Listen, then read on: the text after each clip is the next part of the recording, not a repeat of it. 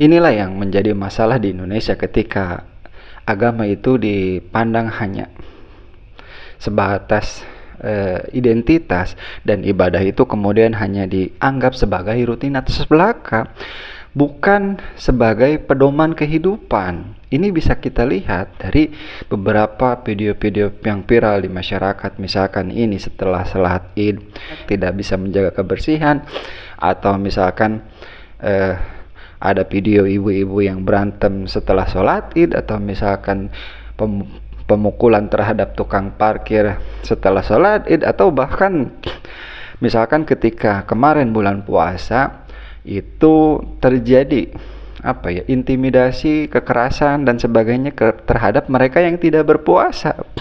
Padahal agama itu kan bukan hanya mengatur sebatas ibadah saja, tapi mengatur kehidupan, bagaimana bersikap kepada sesama manusia, terhadap alam, terhadap hewan.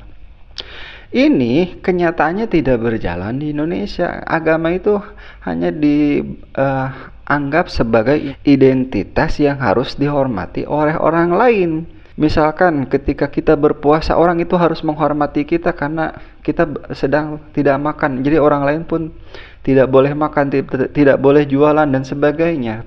Padahal Rasul sendiri itu tidak mencontohkan bahwa ketika Rasul beragama kemudian orang lain harus menghormati Rasul, tidak gitu.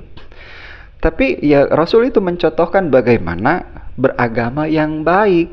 Entah ketika orang itu menghargai Rasul atau tidak, yaitu urusan mereka. Yang penting kita menjadi orang yang sesuai dengan ajaran agama yang kita anut, yaitu baik ke sesama manusia, menjaga lingkungan, menjaga kebersihan dan sebagainya. Tapi kenyataannya sekarang agama hanya sebatas identitas, yang ketika orang dianggap tidak menghormati identitas kita itu kebanyakan langsung marah.